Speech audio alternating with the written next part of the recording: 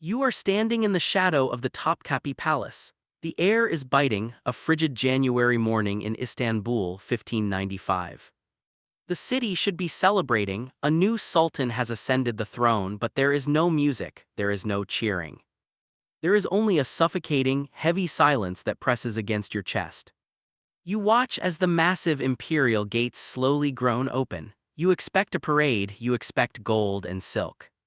Instead you see wood. A procession emerges, marching in a slow, grim rhythm.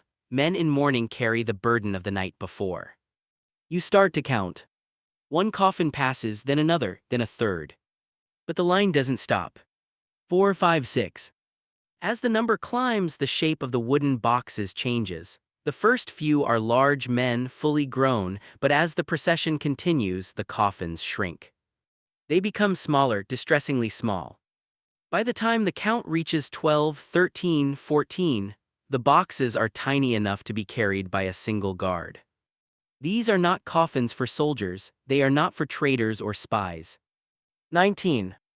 19 coffins line the street. Yesterday, every person inside these boxes was alive. Yesterday, they were princes.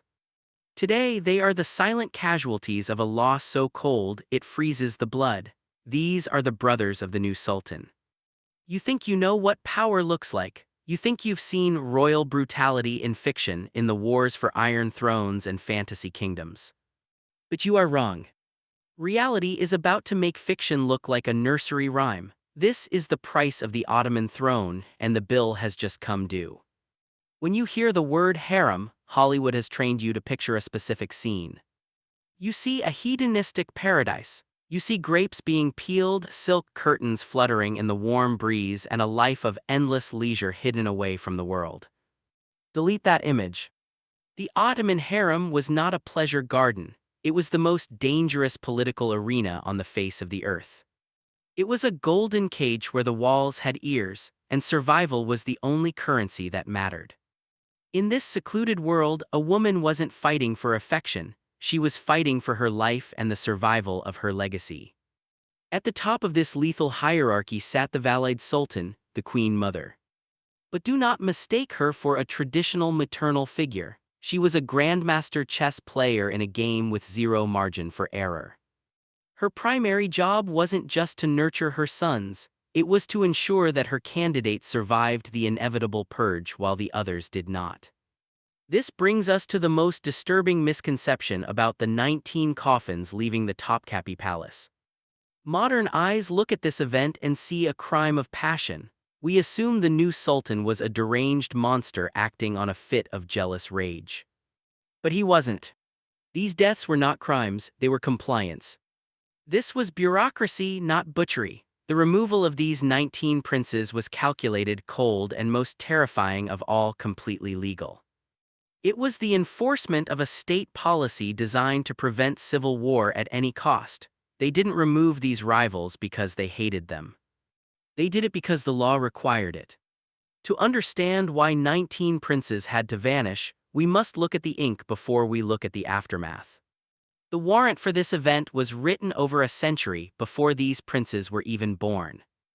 It comes from the hand of Mehmed the Conqueror, the man who took Constantinople. Realizing that succession wars were the poison that killed empires, he codified a solution so ruthless it redefined the nature of monarchy. He wrote it into the imperial law code. Whichever of my sons inherits the sultan's throne, it behooves him to kill his brothers for the interest of the world order. It behooves him, it wasn't a suggestion, it was a duty. The Ottomans called it Nizam-i, the order of the world. Their logic was brutally utilitarian. They believed that a succession war where brothers fought for the throne would tear the realm apart. It would burn cities, starve peasants, and invite foreign invasion. The calculation was cold mathematics. It is better to mourn 19 coffins today than to dig 10,000 graves for soldiers in a civil war tomorrow. One day of cruelty to ensure a century of peace. Now jump forward to January 1595. The empire is at its absolute peak, stretching across 3 continents, but cracks are forming. The Sultan Mehmed III has just died. His successor, Mehmed III, ascends the throne, But he is not the warrior king his ancestors were. He is insecure, anxious, and deeply dependent on the only person he trusts, his mother, the formidable Safiye Sultan. Safiye knows the history. She knows that a weak sultan invites rebellion. She looks at Mehmed's 19 brothers, infants, toddlers, teenagers, and she doesn't see family. She sees rival claimants. She sees 19 potential civil wars waiting to grow up. The moment Murad III's heart stopped beating, the clock started ticking for every other male in the palace. They ceased to be human beings. In the eyes of the state, they became loose ends. And in the Topkapi Palace, loose ends are cut. To understand the horror of that night, you must first understand the specific engineering problem the Ottomans faced. How do you end the life of a god? In the eyes of the empire, the Sultan and his bloodline were divinely appointed. Their blood was considered sacred. To spill it on the ground, to cut the skin with a sword or a knife was not just murder, it was a cosmic violation. It was sacrilege. So the bureaucracy designed a method of execution that was technically bloodless. The instrument of choice was the bowstring. It was a length of twisted silk or gut. It was elegant, silent, and frighteningly efficient. It left no open wounds. It spilled no drop of the sacred red fluid. It allowed the state to extinguish the life while respecting the divinity of the biology. But a tool needs a hand to hold it. And for a job this sensitive, the palace did not use ordinary soldiers. Ordinary soldiers might hesitate. They might be swayed by the weeping of a child or the bribe of a prince. They might gossip in the taverns later. The Sultan employed a special unit known as the Dilsiz, literally, the Tongueless. These were the deaf-mute guards of the inner court. Because they could not hear, they were immune to the verbal pleas of the condemned. Because they could not speak, they could never betray the secrets of what they saw in the shadows of the royal chambers. They were the perfect biological machines for a silent transition of power. On the night of the succession, the Topkapi Palace did not descend into chaos. It entered a state of high-functioning lockdown. The chief black eunuch, the master of the harem, secured the perimeter. He moved through the corridors not with shouted orders but with swift hand signals. The Dilsiz were summoned from their quarters. They were handed the silk cords. There was no struggle, there was no chase. The system worked exactly as it was designed. Within hours, 19 potential civil wars were neutralized and the carpets remained spotless. The system was absolute. The sun has not yet risen over Istanbul. Inside the imperial chamber, the new sultan, Mehmed III, performs his first official act. He leans over the body of his father, Murad III, and kisses the cold hand. It is a gesture of profound reverence. But the moment he straightens his back, the mourning ends and the maintenance of the empire begins. The order is whispered. The black eunuchs move into the harem. They walk with the softness of ghosts. They approach the separate chambers of the 19 brothers. This is where the true darkness of the night lies. It is not in the violence but in the deception. Most of the princes are roused from their sleep. To keep them calm, to prevent panic that might alert the city, they are told a lie. Some are told they are being brought to the throne room to kiss the hand of their new brother. Others are told they are being prepared for a ceremony, a celebration. They trust the hands that guide them. They walk willingly out of the safety of their beds. The system separates them, one by one. There is no great battle, there is no chaotic struggle echoing through the halls. The Dilsiz are waiting in the designated rooms. The heavy velvet curtains of the palace absorb the sudden, sharp intake of breath. The stone walls, thick and ancient, keep the secret. The demographic of the victims renders the silence unbearable. The eldest is barely a man, the youngest have not yet learned to speak. They are casualties of a timeline cut short. These are children who have never held a sword, never plotted a coup, never spoken a word of treason. Their only crime is their DNA. One by one, the candles are blown out.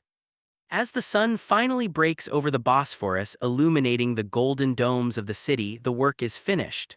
The palace remains pristine. But in the inner courtyard, the result of the night's work is laid out. The bodies are prepared for burial alongside the father they were supposedly going to visit. And this brings us back to that image at the gates, the visual that stains history. It is the symmetry of the coffins that breaks the mind. The large one for the old king, the medium ones for the young men, and then the small ones. The line of wooden boxes that shrinks until it looks like a tragedy in miniature. The state is secure, the throne is safe, but the cost is 19 silences where there should have been 19 lives. Stop looking at the coffins for a moment, stop looking at the number 19. Statistics are a shield, they protect you from the truth. To understand the true weight of this night, you have to be in the room. You are Prince Mahmud, you are not a statistic. You are a young man with a life, a favorite food, a favorite horse. You are awake in your chambers, listening to the shuffling of feet in the hallway. The door opens. You sit up, the light from the hallway spills in, illuminating the faces of the men who enter, and this is the first knife in your heart, you know them. These aren't faceless monsters, these are the Dilsiz. You recognize the tall one, you used to play in the cypress gardens while he stood watch by the fountain, you know his face, he knows yours. But tonight he does not smile back. He does not bow, he does not sign a greeting, he simply closes the door and locks it from the inside. Panic is a cold spike in your chest, you scramble back against the headboard. You know the law, you know your father is dead, you know what your brother maimed must do, but knowing the law and seeing it walk toward you are two different things. You look at the guard, the man you thought was a protector, and you beg.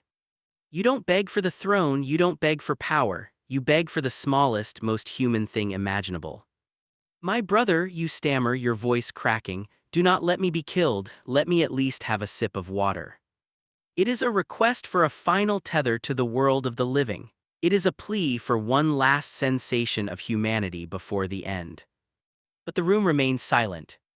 The guard stares at you with eyes that are hollow, he cannot speak to comfort you, he cannot hear your desperate bargaining, he is a tool and tools do not feel pity. He steps forward. The realization hits you harder than the end ever could. It isn't this mute guard who is ending your life. It is Mehmed. Your brother, the boy you shared meals with, the boy whose hand you held, he signed the paper, he gave the signal. The state isn't some abstract monster living in the sky. The state is your family, and your family has decided that your absence is necessary for their survival.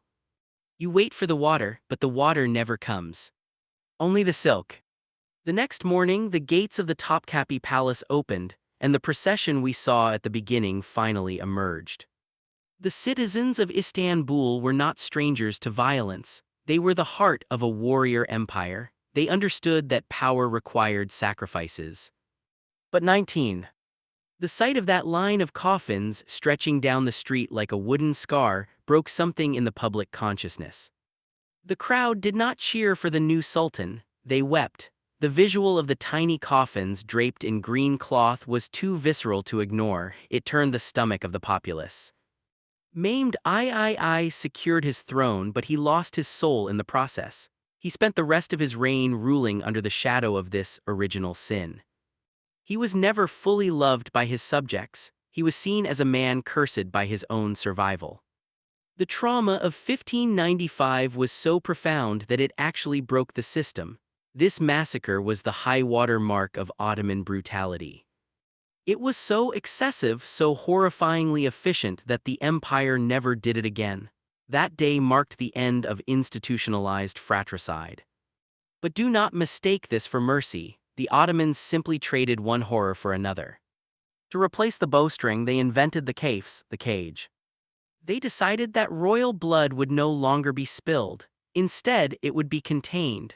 Future princes were no longer executed. They were taken to a secluded building within the palace grounds, a suite of rooms with high windows that showed only the sky. They were locked inside. There were no teachers, no friends, no visitors, no conversation. Princes would enter as children and might not leave until they were old men, if they left at all. They spent decades in absolute isolation, waiting for the Sultan to die so they could be released to rule. But by the time the doors opened, many had lost their minds to the silence. The 19 coffins of 1595 forced the empire to evolve, but the solution was a new kind of torture. They traded immediate death for a slow, agonizing psychological erasure. They traded the grave for the cage.